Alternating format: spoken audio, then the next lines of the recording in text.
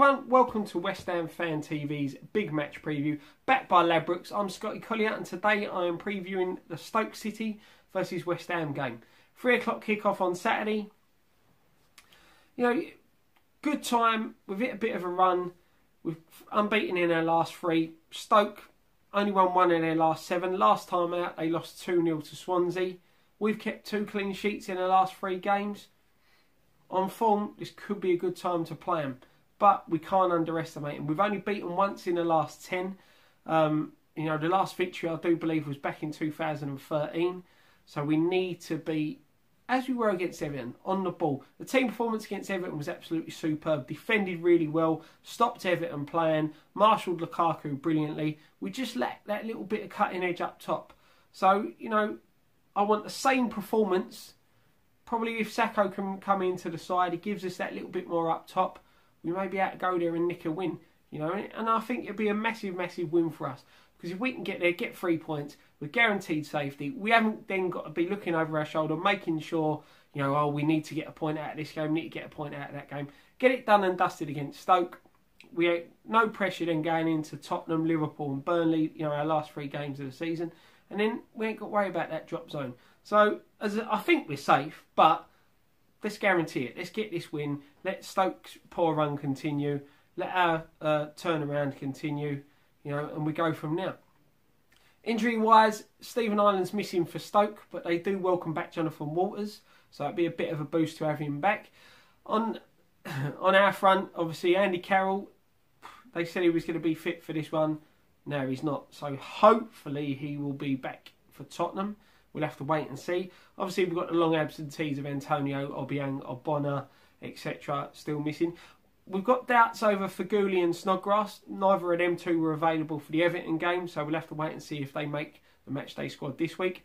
On the plus side, returning to the side, Captain Mark Noble and young Sam Byram. You know, 2 key figures to come back into the squad. Noble, you know, for his leadership, it'd be good to have him back in the squad. To be honest, I don't think he should start, but that's my personal opinion. I'll get into that later on. Stoke probably will line up a 3-4-2-1 formation. They played 4-4-2 last time out and obviously got beat by Swansea 2-0. So they'll probably revert back to the 1 up top and a 3 at the back. You know, Stoke are a very aggressive side. They might use sides who are known to be like that. You know, they've got some decent players in their side. Some players we need to keep an eye on. Obviously, Berahino, not yet scored for Stoke. You know, he's played a few games now. He's not got the goal. As we've said in the past, if you're on a bit of a dip of form or you haven't scored for your new side, who's the team you want to play? Well, let's hope that that doesn't happen and he continues to have this barren spell and not get his goal against us. But I said, he's still one to look out for. We've seen what he's done. He's been linked with us in the past as well. Probably 2 or 3 years ago, as a player I would have liked to seen, you know, come to West Ham, but you know, it's for whatever reasons it didn't work out for him at West Brom. Then you know, we need to move on past that. Other players to keep an eye on is obviously Shaqiri, good player, very talented player, can hit a decent free kick, so we need to be wary of them. Another one to keep an eye on, I think, is I may mess up the pronouncing of his name is. Arnautovic, you know, he looks a tricky customer as well, so he'll be one to keep an eye on.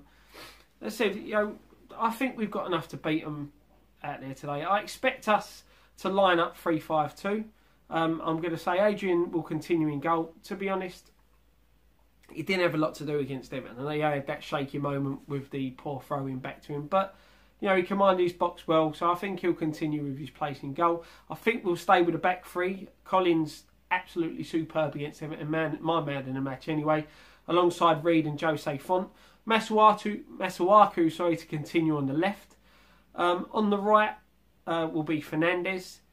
Now, this is where the questions come in.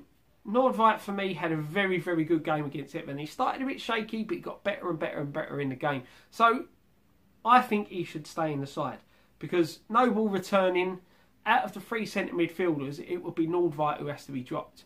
And to be honest, that performance against Everton, I don't think he deserves it. So I'd stick with Nordveit in that holding midfield role.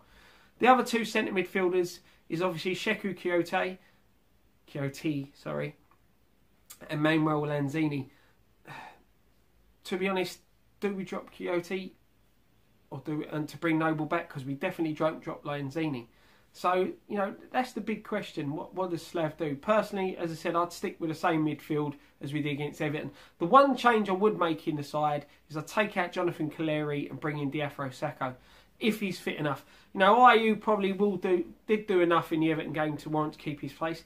Calleri holds up the ball well. You know, he brings players into the game, but he just lacks that cutting edge. As much as I think he needs a run of games to go out there and get a goal, as I said, it's important to get this win, you know, to get guaranteed safety. I don't think other teams will catch us, but put it in our own hands.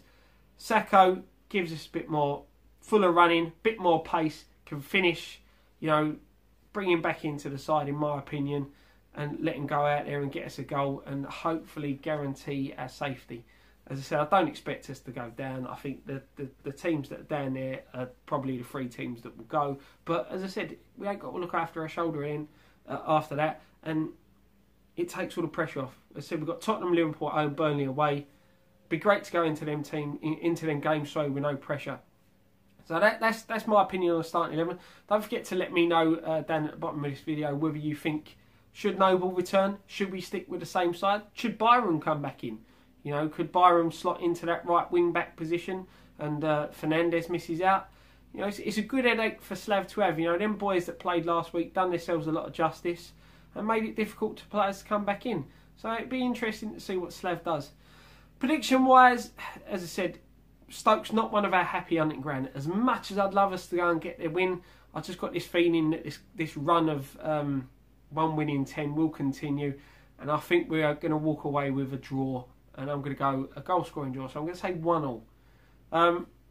You know, fingers crossed I'm wrong and we go out and get a win. But that's I think we will end up drawing. Don't forget to check out all our other videos. Fan cams will be going up straight after the game. Post-match pint will be recorded on the Sunday due to the guys heading back from Stoke. So look out for that Sunday afternoon. Hopefully the fan cams will be all up for those of you that are travelling up to watch on your way back. As I said, in the comments below, let me know what you think of what your opinions on the starting 11 will be, whether Noble's come back in, and one thing left to say, come on you irons.